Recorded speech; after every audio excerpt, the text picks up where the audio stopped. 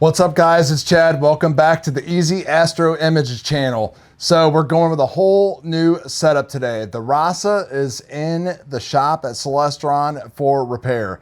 It's a Rasa 8 that I have. And as much as I love the Rasa, it does have a few little quirks as far as just like the ease of usability, using the bigger sensors, image tilt, and everything like that. So I decided the other night to take it out, send it off, and I ended up putting the RC6 back on the scope here. And you can see everything is just a mess, all kinds of cable problems, everything. Got a night of imaging in because it was a clear night, which are few and far between. As you can see, the wet pavement out there and all the rain. So I went down a rabbit hole and decided that I wanted to give one of those really small ultra wide refractors a shot. And that's what we're doing. We've got the Radian 61 here. Now I know there's been plenty of reviews out on this, comparisons to the Sharp Star and everything else. It's really just about what you can get right now. Give a shout out to Roswell Astronomy, Georgia Astronomy, the channel, and a couple other guys for kind of inspiring this. And really it's just to get rid of this mess and clean everything up. I'm going to have a really small all-in-one automated system that I'll be using to run Nina with and everything, the one-shot color camera. Still haven't decided if I want to run the 183 or the 2600, probably the 183, because I do have an Octopi space adapter coming for the Rasa and the 2600, which will help solve image tilt issues and everything like that, so I can get a nice flat field across that entire sensor. We got all the various adapters and everything else to go with this. Gonna start putting everything together tonight, but first start taking all that stuff down and just get a nice clean slate going. I've went and got all kinds of nice small cables and stuff from Amazon, so I can make it as clean and as tight as package as possible. And then the end goal will be to just kind of take everything off with one, and when I get the Rasa back, I should be able to keep everything nice and tidy by still using the ASTRO, so that way I can keep everything running off of it. One power cable, one cable down for the mount. Just try to simplify things and make things just easier and cleaner and more functional, so that way we can grab some images the easy way and just let this baby run. Now I am a huge fan of electronic astronomy, where you do like the live view stacking and everything like that. I do that mostly with SharpCap, also do it with PixInsight as well. So the Rasa really kind of fits what I like to do. I like to try to grab as many images as I can so I can reduce noise. I'm in like Bortle 5.6, probably like closer to like 5.5 type of skies. So I don't really have a lot of problem with gradients and stuff like that. So it's really nice to just set that Rasa up to like 60, 90 seconds and just grab hours of data in one night on two like objects usually and have it going. So I think the first thing that I'm going to do with this package is get the electronic focuser installed. Queeve the Lazy Geek has a really nice video on this about how to install it to here, and it's actually pretty simple because if you look right there, there's actually 3 screws that the bracket will basically mount right to. So all we have to do is just take off the focus knob, attach everything, and we should be good to go. And then we can start mounting the power box and the guide scope and everything else up to the Radian Raptor rings. So let me get back to that and we'll get back to you. All right, so I don't think that could have been any easier. You get a pack of 6 screws and 4 couplers inside here. This is the new one too that runs just off the USB, which is awesome. It's not like my old one, but I'm looking at, I needed the 3rd coupler here, and you get 4 of the same size screws and 2 of the larger ones, and basically all 4 of those. So we got 2 sitting in here, 2 there. Everything is nice and rigid and hooked up and ready to go. And I'm pretty sure at some point I might have to rotate that all around and have the focuser upside down, but that's okay. We'll cross that bridge when we get there. Slowly but surely this whole thing is coming together and everything is going together super nice. I ended up getting this 1/4-20 set from Amazon that helped me go ahead and attach the finder scope, and this is the Vixen dovetail that came with the Radian. And then of course you get this really big Radian plate here as well. Went ahead and rotated the focuser already just because I know that's how it's going to happen because of clearance. And I have it mounted pretty close up so that way the dew shield can't retract. Not 100% sure how that's going to work out yet. We'll have to wait and see how balancing and stuff goes. Some people have this 210 William Optics rail as well. I might end up having to mount that either in between there or underneath. Not 100% sure if I'll even need it, depending upon balance. So I think the next thing that we'll be doing is go ahead and getting this Pegasus ASTRO Pocket Power Box Advanced wired up and mounted. And that's going to be going somewhere like about this or that, and then everything is just going to be plugged right into it, and it'll just ride right along with the mount. So everything should look just really nice and beautiful and clean. Do want to put it on this side to kind of help balance out the weight with the autofocuser over there. And yeah, we're making pretty good progress here. I did get the mounting kit that they sell for this right here, the dovetail brackets. So we're going to throw those on there and get this baby mounted up. All right, guys, it is actually about a week and a half later, and we're actually doing imaging night number 2 with the Radian setup. Got it all done, did a run last night, M31, M45. Gonna do a video of processing the first data just to kind of see how things look with it. So far, I am super happy. I do see some chromatic aberrations going on, which I think a lot of you know is kind of something with the 61 that does show up, but I think with some of the stuff in PixInsight or whatever, we can get rid of that. So here's the setup. I ended up going, I just got done taking some flats, so I ended up going actually with the 183 to start out with, and we've got the proper spacing and everything in there, 55 millimeters of back focus.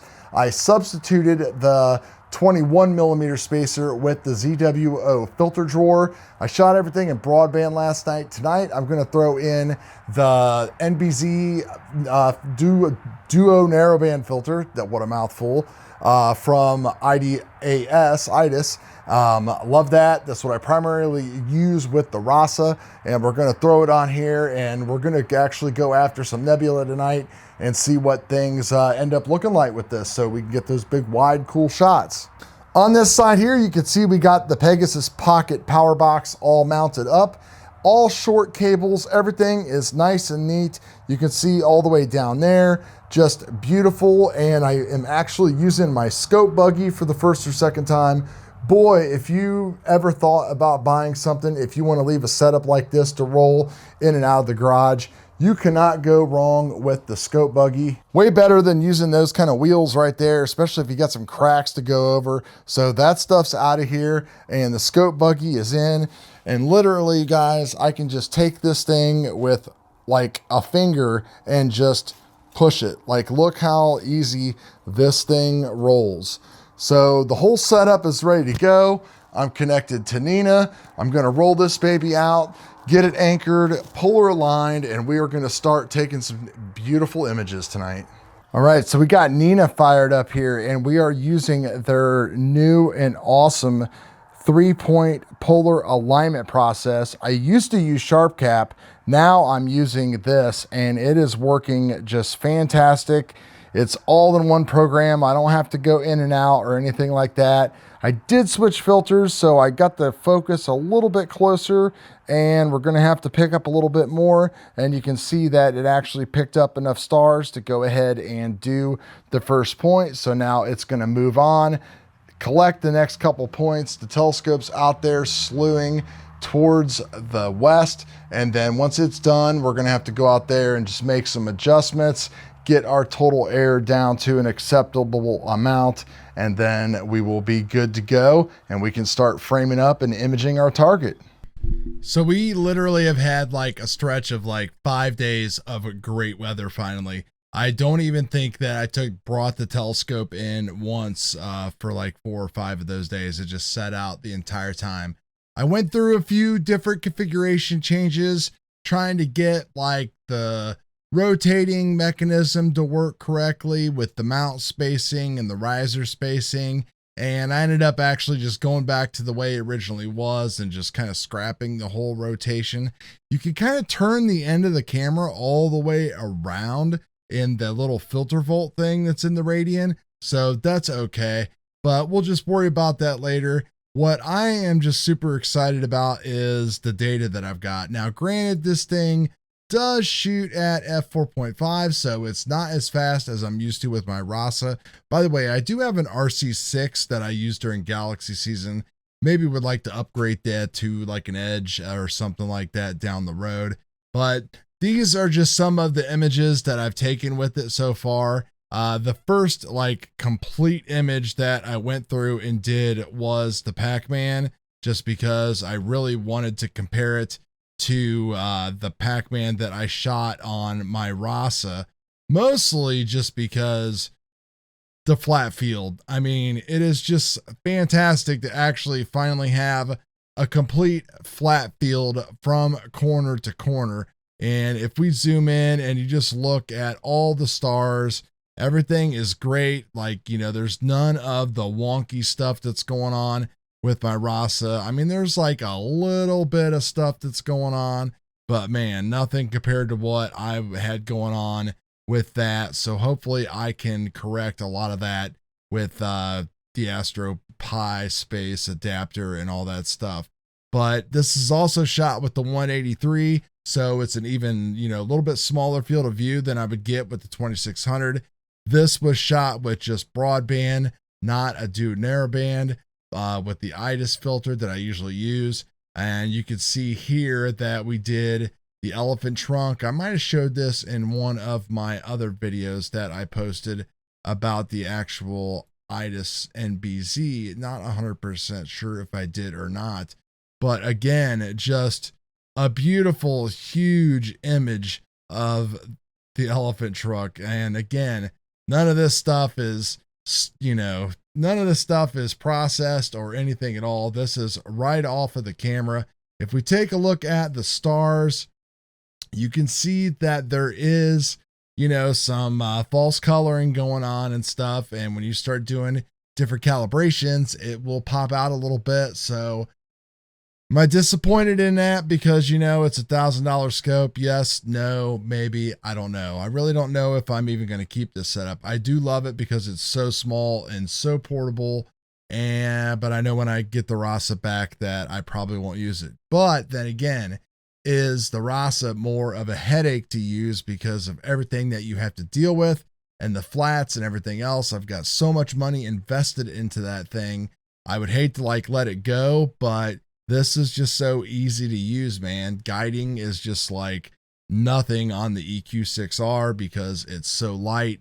It just works out like super good. And as far as like the false color stuff, if you saw my video about using the Star Exterminator, you can actually see that if you bring back the stars at a relatively small amount, like I like to do, then you're going to cut down that star size enough where you're not going to get any of that fringing anyway. So that's just fantastic. We got the Heart Nebula here. And of course we have the Pleiades, and this is after being ran through the Star Exterminator program. And this is just kind of like in a stage where I was just kind of messing around with it and seeing what I could do and just having some fun. So that's the setup, guys. Everything is awesome. Loving it a lot. And I'll probably be shooting with it every clear night that we can get from now on. I've got a lot more targets on here now that daylight saving times has happened and it's getting dark, obviously, and shorter, and the nights are longer and all that kind of stuff. So I think I captured 3 targets the other night. I'm a one-shot color guy in Ohio. We don't get like all these great nights constantly like I had this week. So I have no time to mess around with narrowband. Maybe one of these days when I am a little bit older and more experienced, Until then, it's filters and one shot and all that kind of stuff. Loving it. Hope you guys are enjoying the content. Let me know if there's anything that you would like to go over. We will talk to you later. Peace.